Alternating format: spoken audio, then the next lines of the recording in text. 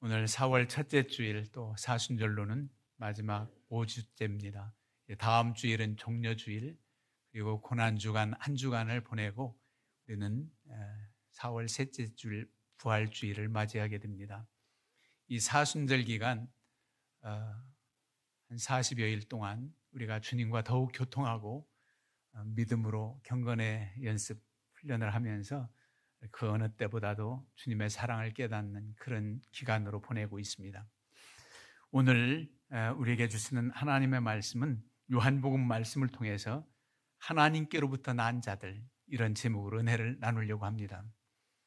예수님의 행적에 대해서, 구원 진리에 대해서 기록된 책이 바로 사복음서입니다. 복음서, 기쁜 소식이지요.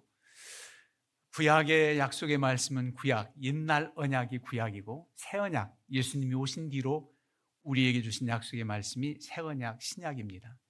신약 성경 사복음서는 그야말로 성령에 감동돼서 예수 그리스도의 행적과 구원주 되심을 낱낱이 증거하는 그런 내용으로 되어 있습니다. 사복음서 중에 제일 먼저 기록한 책이 한 주 65년 이후에, 그러니까 예수님 부활 승천하신 이후 30년 이후로 보지요.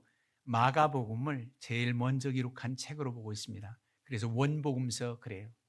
그리고 다 그 복음서의 기록 목적이 있습니다. 주님의 부활을 목격하고 주님의 행적을 체험했던 이들이 한 사람, 두 사람 하나님의 부름을 받고 죽어갔을 때에 주님의 그 행적을 남기고자 하는 성령의 감동이 있어 이 복음서가 기록되게 됩니다. 그런데 뜻이 있습니다. 마태복음을 기록한 마태복음의 저자는 바로 예수님의 족보부터 나옵니다. 아브라함이 이삭을 낳고 이삭이 야곱을 낳고 야곱이 그의 형제들과 바로 유다와 형제들을 낳았다. 그러면 족보가 나와요. 왜 그러냐면 유대인들, 이스라엘 백성들을 주님 앞으로 인도하기 위한 뜻이 있습니다. 바로 다윗 계보, 믿음의 조상 아브라함의 계보 다윗의 후손 중에 인간의 몸으로 이 땅에 오실 메시아, 그분이 바로 예수 그리스도다. 당신들이 그렇게 대망하고 그렇게 하나님의 약속을 기다렸던 메시아 그리스도가 바로 오셨다. 그분이다. 그래서 구약의 믿음의 조상 족보로부터 쭉 나옵니다. 그 언약이 이루어졌다는 겁니다. 그런가 하면 누가복음은 어떤 의도로 쓰여졌느냐 하면 선택받은 이스라엘 백성들 뿐만 아니라 온 나라 세계 거민들이 하나님을 섬기면, 예수 그리스도를 영접하면 모두 다 구원받는다는 사실을 알리고자 하는 뜻이 있습니다. 이방인을 위한 복음서가 그럽니다. 다른 복음서에 나타나지 않은 탕자의 비유라든가 선한 사마리아 사람의 비유라든가 이런 비유의 말씀이 이스라엘이 그렇게 배척했던 그들도 하나님의 자녀고 예수 그리스도를 믿으면 하나님의 자녀가 된 권세를 힘입어 살게 됐다는 그런 의도가 있습니다. 그럼 오늘 본문을 택한 요한복음은 어떤 의미냐? 당시 대단한 지혜와 지식을 자랑했던 헬라 문화권, 여러분 그리스 철학 하면 대단했잖아요. 그런 이들, 고상하다고 하는 지식, 그보다 더 측량할 수 없는 전지전능하신 하나님이 이 땅에 예수님을 보내셨다는 사실을 알려주기 위해서 그리스도인들이 아는 그 철학적 사고방식으로 출발을 합니다. 그래서 요한복음 1장 1절에 태초에 말씀이 계시니라, 이 말씀이 하나님과 함께 계셨으니 이 말씀은 곧 하나님이시니라. 정말 어려운 말씀 같아요. 말씀이 계셨다, 말씀이 하나님과 함께 하셨다. 그런가 하면 우리가 봉독했던 14절 말씀에 말씀이 육신이 되었다, 이렇게 기록하고 있어요. 이 말씀이 헬라어 원어로 로고스입니다. 많이 들어보셨지요? 로고스, 말씀, 더 나아가서 이성, 그리고 더 나아가서는 헬라 문화권 스토아 철학자들은 바로 이 로고스라는 개념을 숙명적, 필연적으로 사람을 지배하는 신의 개념까지도 생각하고 있습니다. 그러니까 대단한 로고스라는 이성, 우리 기독교에서는 말씀이 육신이 되어 말씀으로 해석하지만은 그런 신의 개념까지도 높입니다. 당신들이 그렇게 추구하는 이성, 그렇게 고상한 철학적 사고방식의 가장 높은 신 개념까지로 생각했던 그 로고스, 그가 바로 예수 그리스도 이 땅에 오신 하나님이다. 참 하나님, 참 사람이다. 그래서 말씀이 육신으로 오셨다. 성육신했다. 그렇게 그들에게 증거하는 겁니다. 그들은 보지 못하는 신, 우리 눈으로 볼 수 있다면 신이 아니죠. 하나님이 아니죠. 그분이 이 땅에 오셨다는 사실을 헬라 문화권 사람들에게 알려주고 그들이 예수 그리스도를 영접하기를 바랬던 마음으로 이 책이 기록되고 있습니다. 우리는 오늘날 바로 이런 모든 말씀이 우리에게 주시는 성령의 감동으로 든 하나님 말씀이기에 우리는 이 말씀을 믿고 구원받은 기쁨과 감격 속에 살아가는 줄로 믿습니다. 그러면은 오늘 이 예수님에 대해서 제일 먼저 증거한 이가 세례 요한인데, 세례 요한은 예수님에 대해서 빛이 이 땅에 오셨다 그럽니다. 참 빛이 와서 세상을 비추는 빛이 오셨다. 세례 요한을 사람들은 대단한 선지자로 알고 빛으로 여겼지만 그분은 작은 불꽃의 등잔불에 비유된다면 예수님은 인류를 비추는 빛, 산 위에 있는 동네가 숨겨지지 못하는 큰 빛, 아니 그러나 그 빛보다 더 큰 빛은 바로 온 세상 우주보다 크신 하나님의 영광의 빛을 발하는 예수 그리스도가 이 땅에 오셨다는 겁니다. 근데 정작 그분을 그렇게 기다렸던, 대망했던 사람들은 예수 그리스도를 알지 못해요. 구원주로 고백하지 않습니다. 그래서 자기 땅에 오며 자기 백성이 영접하지 아니했다 그랬습니다. 이스라엘 백성들이 오히려 예수 그리스도를 메시아 되심을 거부해요. 거절해요. 그 가정에서 오신 목수 요셉과 마리아의 동생들, 그러니까 자녀들까지도 예수님을 메시아 구원주로 믿지 않습니다. 부활하신 뒤에 예수님의 친형제 야고보와 유다와 요셉, 이런 이들이 주님을 믿고 일꾼이 됩니다만 주님 공생의 시절에는 예수 그리스도를 알아보지 못해요. 얼마나 안타까운 일입니까?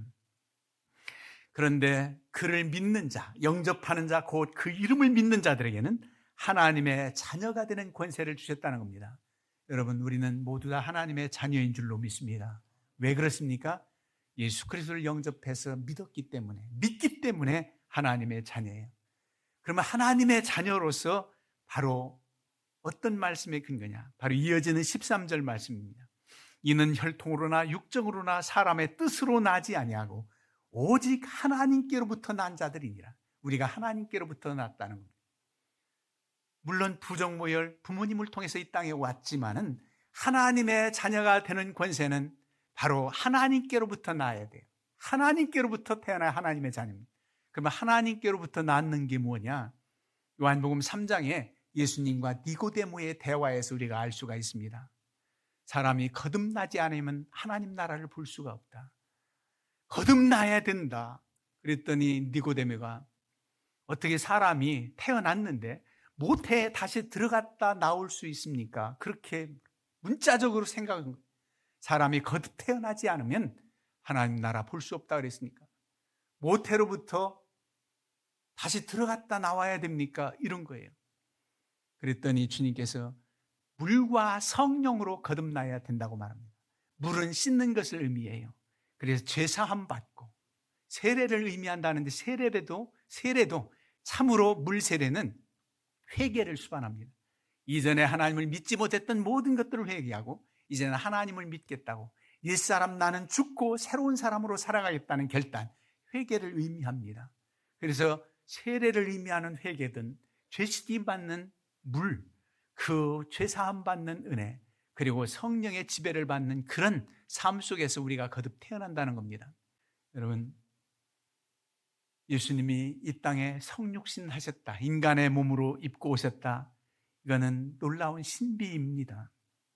요셉 가정에 마리아의 몸을 빌려 오셨다고 하지만 성령으로 잉태된 하나님의 아들, 독생자 그럽니다. 그래서 그분을 통해서 우리가 구원을 받게 됐고 그분을 통해서 하나님의 자녀가 되는 권세를 얻었다고 하는 것은 하나님께서 구원의 길을 열어놓은 방편입니다. 그래서 그 믿는 자는 주님이 다시 오실 때까지 온 인류, 온 세상 만민 모두에게 적용되는 구원의 길입니다. 오직 예수 그리스도를 통하여 우리가 구원받는다는 것은 참으로 진리입니다. 참으로 은혜입니다. 그러면 예수님께서 우리를 구원하시기 위해 이 땅에 오셔서 가진 고난을 받으시고 십자가에 달려 죽기까지 우리 위한 희생 제물이 되셨다고 하는데, 우리는 그 모든 것을 믿는 믿음으로 이제 하나님의 자녀가 되는 권세를 얻게 됩니다. 그러면은 말씀이 육신이 되어 오신 예수님을 통해서 그의 영광을 본다, 이렇게 14절에 기록하고 있어요. 아버지의 독생자의 영광이요 은혜와 진리가 충만하더라 그랬습니다. 여러분, 우리 예수님을 통해서 살아계신 하나님의 영광을 본다는 겁니다. 우리는 주님이 하나님의 뜻을 다 알 수 없어요. 하나님의 영광을 어찌 볼 수 있습니까? 예수 그리스도를 통해서 하나님의 영광을 본다는 겁니다. 천지를 창조하신 위대한 하나님의 영광, 역사를 주관하신 놀라운 하나님의 영광이 예수 그리스도의 행적을 통해서 나타납니다. 줄인 자를 먹이서 오병이어의 기적을 나타내신 주님을 보면서 가난한 자 긍휼히 여기시는 하나님의 사랑의 영광을 봅니다. 풍랑으로 잔잔케 하신, 풍랑을 잔잔케 하신 예수님으로 말미암아 그 일이 이루어진 기적을 보면서 천지를 다스리시고 섭리하시는 하나님의 영광을 봅니다. 병든 자를 고쳐주시고 이런 이들을 사랑하시는 하나님의 영광을 봅니다. 죽은 자를 살리시는 모습을 보면서 생명의 주관자이신 하나님의 영광을 보게 됩니다. 그래서 은혜와 진리가 충만하다는 겁니다. 은혜 위에 은혜더라. 모든 것이 다 은혜라고 17절에는 그렇게도 기록하고 있습니다. 이 은혜와 진리가 충만한 예수님 은혜 가운데 주어지는 은혜라는 겁니다. 그러면은 이 예수님이 어떻게 이렇게 인간의 몸을 입고 오셨는가요? 바로 종교개혁자 말틴 루터는 가장 낮은 모습, 가장 하나님이 작은 모습으로 축소해서 우리 가운데 오셨다고 합니다. 우주보다 크시고 보이지 않는 하나님이 우리의 눈에 보일 수 있도록 시간과 공간 속에 들어오셔서 놀라운 신비의 모습으로 자신을 낮춰준 모습이 예수님이다 그랬습니다. 여러분, 그 예수님이 약해진 모습으로, 인간의 모습으로 오셨기에 우리가 하나님이 누구신가를 그래도 알게 되고 깨닫게 됐다는 겁니다.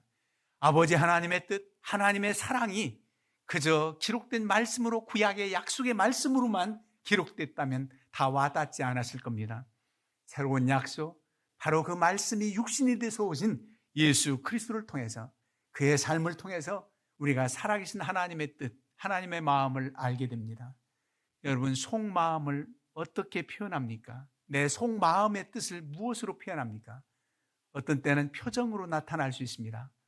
우울하구나, 기분이 좋지 않은가 보다, 표정이 밝은 걸 보니 좋은 일 있나 보다, 이렇게 상대방이 알 수도 있을 것이죠. 그러나 다 알 수는 없습니다. 때로는 내 마음을 표현한 글로서도 알 수 있습니다. 그런데 무엇보다도 말로서, 언어로서 내 마음을 표현합니다. 그래서 어떤 때는 서로 대화할 때, 그냥 긴밀히 대화할 때 전화도로 할 수 있지만은 내 마음을 표현할 수 있는 모든 길을 동원해서 한다면 눈을 마주 대하며 표정을 보며 진실 어린 그 목소리와 그 마음 상태를 표현하는 언어를 들으며 알 수 있기에 대면하는 겁니다. 만나서 얘기하자 그러는 거예요. 만나서 얘기할 때 내 마음이 그래도 좀 다 전달될 수가 있습니다. 그 내 마음을 표현한 것이 언어라고 한다면 바로 주님의 마음, 하나님의 마음, 하나님의 그 사랑을 표현하고 나타내신 분이 바로 예수 그리스도라는 거예요. 그래서 그분을 알고 깨달으면 하나님을 알게 된단 말입니다. 그러면 예수님과 함께 했던 그 시대 사람, 2000년 전에 그들만 주님을 알고 우리는 알지 못하나요? 그래서 그때 사람만 하나님을 아나요? 그 말씀이 진리의 말씀을 알고 우리 가운데 오신 역사적인 예수님을 믿기 때문에 오늘도 그 말씀을 대할 때마다, 이 말씀을 읽을 때마다 살아계신 하나님의 사랑과 우리를 향한 하나님의 자비하심을 우리는 깨닫게 됩니다. 우리를 구원하신 그 진리의 말씀은 영원히 불변하지 않고 지금도 차후 세대도 주님이 다시 오실 때까지 적용되는 그런 은혜입니다. 놀라운 은혜지요. 하나님이 자신을 가장 작은 모습으로 낮춰서 이 땅에 오셔서 우리가 하나님을 알 수 있도록 그 사랑을 깨닫게 해주셨다는 말씀입니다. 그런데 반대로 생각해 보면 엄청난 은혜가 우리에게 주어졌습니다. 어떻게 하나님의 자녀가 됩니까? 하나님께로부터 낳았다는 거예요. 낳음을 받았다는 거예요. 왜?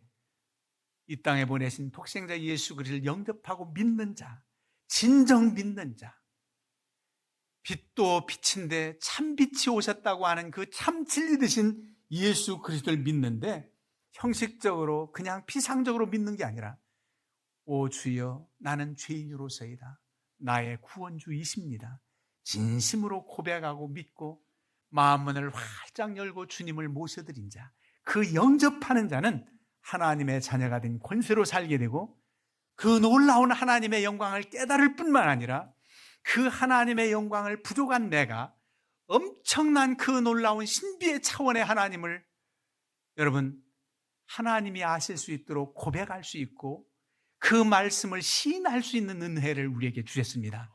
예를 들면 하나님은 살아계십니다. 이게 아무나 할 수 있는 게 아니에요. 하나님께로 난 자, 하나님의 자녀만이 할 수 있습니다. 지금도 하나님은 살아계십니다. 역사하십니다. 천지 만물을 지으시고 주장하십니다. 여러분 아무나 고백할 수 있는 줄 아세요? 진정 믿는 자만이 고백할 수 있는 고백입니다. 모든 것이 합력하여 선을 이루십니다. 그렇게 고백할 수 있는 것 위대합니다. 예수님은 우리 차원을 이해하시려고 그렇게 낮은 모습으로 오셨는데 우리를 이렇게 높여서 하나님이 아실 수 있고 감탄할 수 있도록, 정말 감격할 수 있도록 주는 살아계신 하나님의 아들입니다. 베드로가 고백했잖아요. 주는 그리스도시요 살아계신 하나님의 아들이십니다. 그 고백할 때 내가 한 말이 아니라는 거예요. 이런 은혜도 우리에게 주셨어요. 그래서 그 감격합니다. 하나님께서 이 모든 것이 하셨다고 고백하는 이 믿음, 모든 것이 하나님의 은혜라고 고백하는 이 믿음, 이 모든 공로도 하나님께 돌리는 이 믿음, 이 차원의 언어를 우리가 하나님께 고백할 수 있다는 것이 바로 하나님의 자녀된 권세의 사람들에게 주어진 은혜입니다. 놀라운 은혜지요.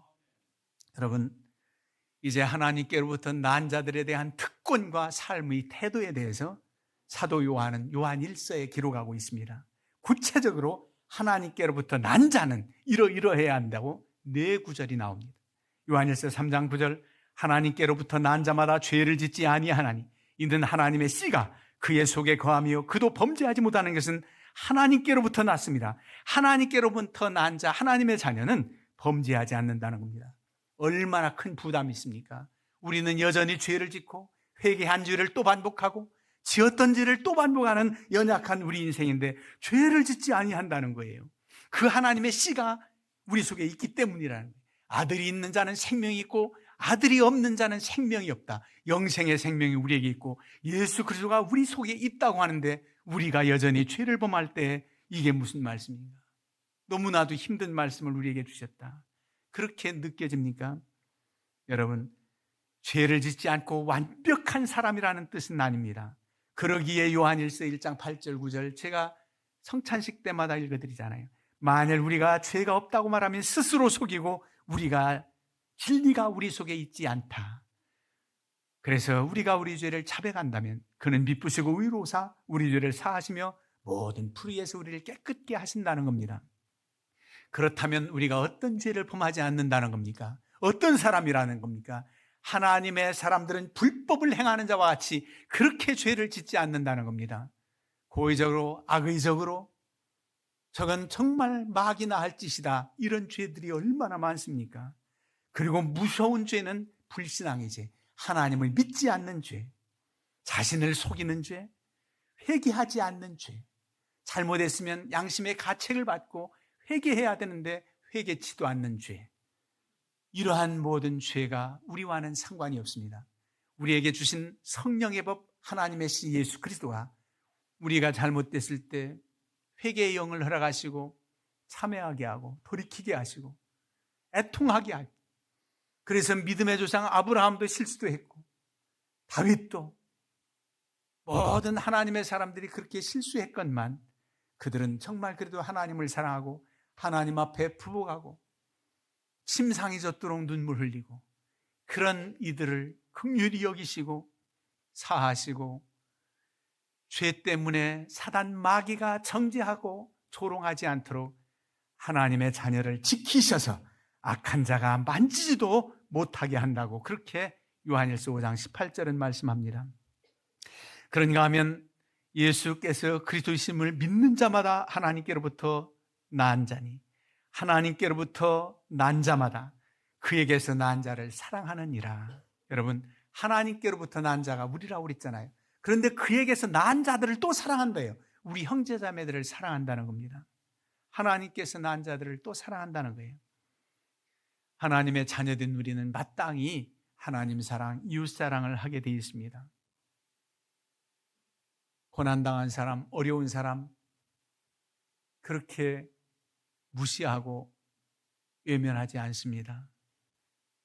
내 속에서 하나님의 사랑이 불릴듯 일어나 그 사랑을 표현할 수 있는 길이 무엇인가 기도하게 되고 그 뜻을 행할 수 있는 은혜를 허락하십니다.